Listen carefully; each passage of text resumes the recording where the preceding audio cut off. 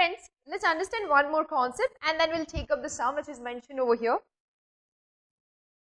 One more thing what I want to explain you is unpaid or unpaid shares which are called as calls in arrears.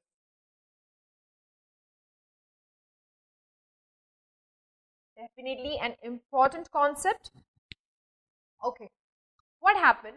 Sometime the amount which is due on the allotment or on the call, the shareholder might fail to pay that money. Okay, let's say my share of rupees 10. I am calling part by part. I am asking 5 rupees at the time of application, remaining 3 rupees at the time of allotment, 2 rupees at the time of first call. You can see what I have given you, 5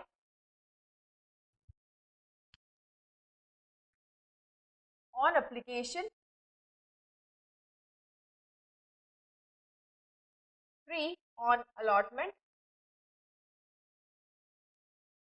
2 rupees on first call. Yes, I have called 10 rupees in part.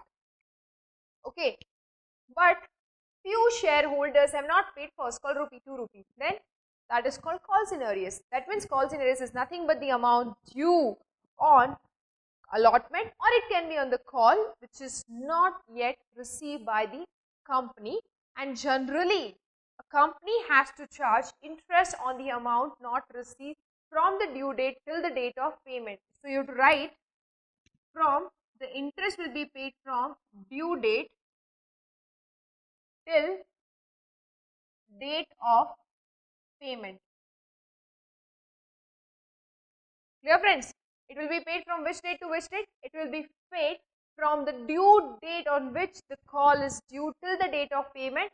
If articles of association is silent, at what rate this interest to be charged by the company? It is 5% per annum, which is given by table A, which is replacement of articles of association.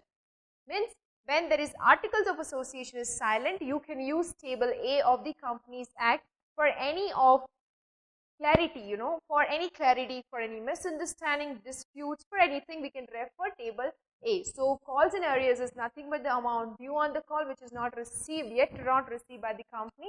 On that, interest will be charged at the rate of what?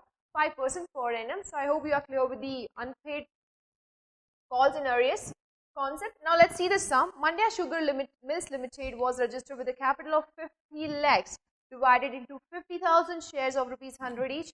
So can you tell me what is your authorized capital here? You can say authorized, you can say nominal, you can say registered capital. How much, friends? 50 lakhs. Yes or no? 50,000 shares of rupees 100 each. Okay, the second one, it issued 40,000 shares to the public. So what is your issued capital?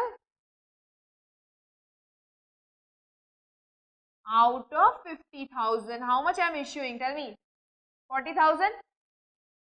Yes. So 40 lakh will be your issued share capital. How much is subscribed by the public?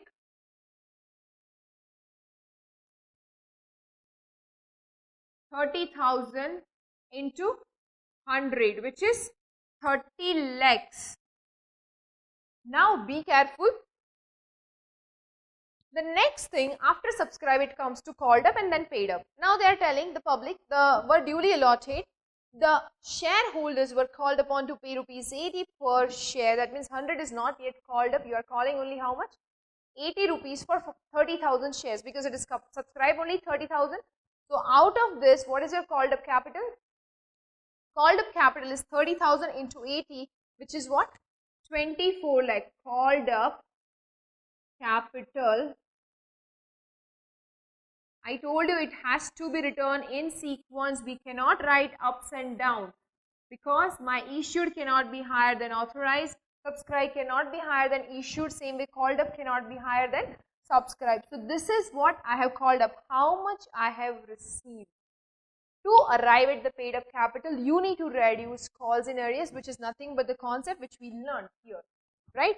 So they are telling shareholders were called upon to pay rupees 80 per share, but the first call of rupees 20 not paid by 1000 shareholder. So I will write less.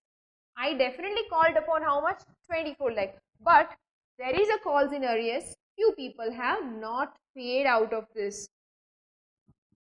1000 shareholder, 20,000 rupees I have not received. So how much I have received?